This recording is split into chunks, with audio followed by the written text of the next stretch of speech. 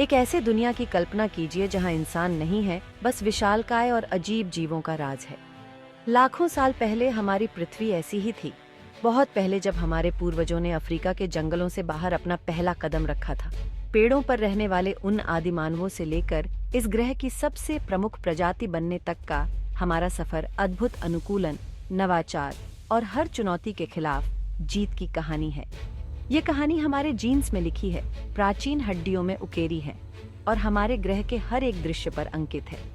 सबसे पहले इंसान, जिन्हें आदिमानव कहा जाता है, शारीरिक रूप से आधुनिक मनुष्यों से काफी अलग थे। वह नाटे, ज्यादा बालों वाले और छोटे दिमाग वाले थे। फिर भी उनके पास एक महत्वपूर्ण लाभ था, 2 पैरों पर सीधे चलने की क्षमता, जिसे बाइपेडलिज्म कहा जाता है।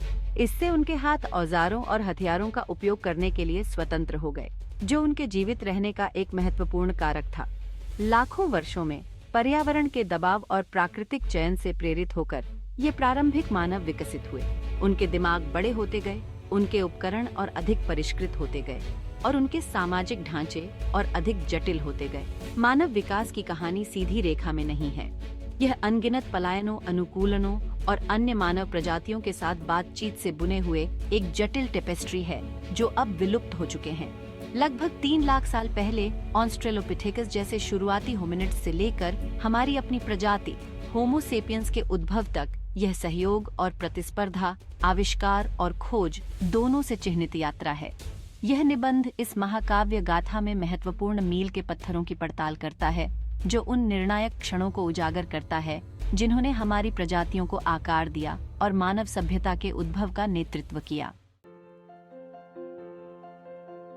मानव विकास में सबसे महत्वपूर्ण मोड़ एक बड़े, अधिक जटिल मस्तिष्क का विकास था।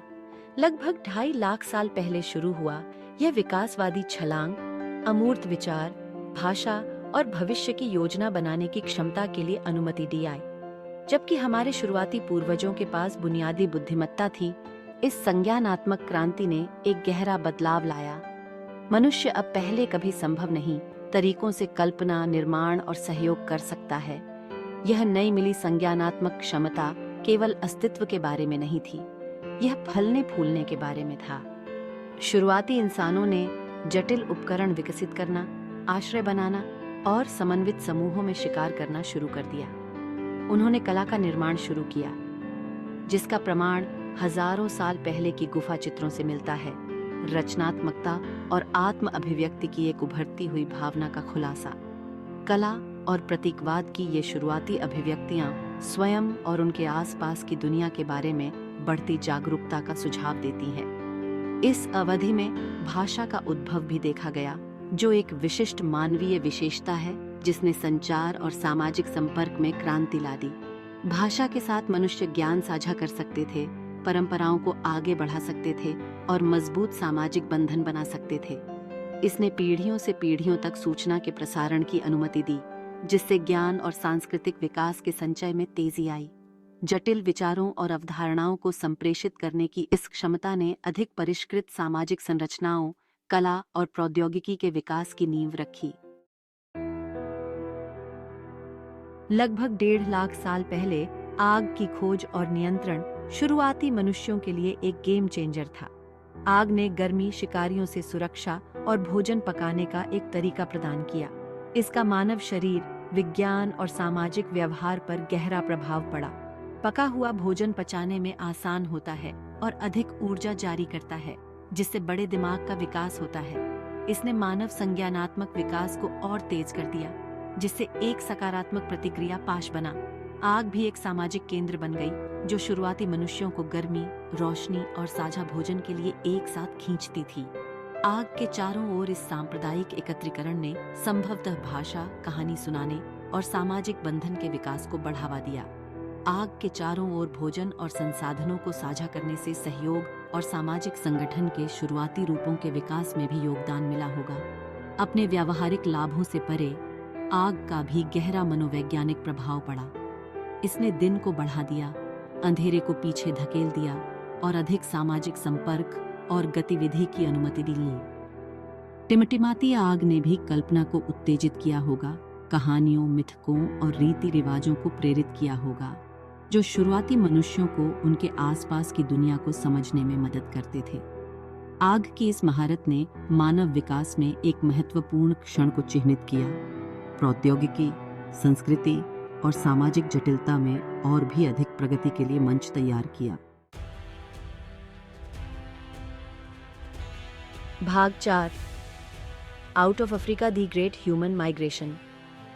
लगभग 2 लाख साल पहले जलवायु परिवर्तन, जनसंख्या दबाव और अन्वेषण की प्यास के संयोजन से प्रेरित होकर होमो सेपियंस ने अफ्रीका से बाहर प्रवास करना शुरू कर दिया। इसने मानव इतिहास में एक नए अध्याय की शुरुआत की। जैसे जैसे हमारे पूर्वज अज्ञात क्षेत्रों में जाते गए, विविध वातावरणों का सामना करते गए और अंततः दुनिया के हर कोने में बस गए। यह प्रवास मानव अनुकूलन क्षमता और लचीलापन का प्रमाण था। हजारों वर्षों में मनुष्य पूरे एशिया, यूरोप में फैल गया और अंततः अमेरिका और ऑस्ट्रेलिया पहुंच गया। उन्होंने आर्कटिक के बर्फीले टुंड्रा से लेकर ऑस्ट्रेलिया के शुष्क रेगिस्तानों तक बहुत अलग अलग जलवायु और इलाकों के अनुकूल ढाला। इस फैलाव के कारण मानव आबादी का विविधीकरण हुआ, जिसके परिणाम स्वरूप आज हम शारीरिक और सांस्कृतिक विविधताएं देखते हैं। यह वैश्विक विस्तार चुनौतियों के बिना नहीं था। शुरुआती इंसानों का सामना अन्य होमिनिड प्रजातियों से हुआ, जैसे यूरोप में निएंडरथल और एशिया में डेनिसोवंस। जबकि इन अंतःक्रियाओं की सटीक प्रकृति पर अभी भी बहस चल रही है, आनुवंशिक साक्ष्य बताते हैं कि अंतःप्रजनन हुआ, जिससे आज हमारे डीएनए में इन विलुप्त मानव रिश्तेदारों के निशान पाए गए हैं।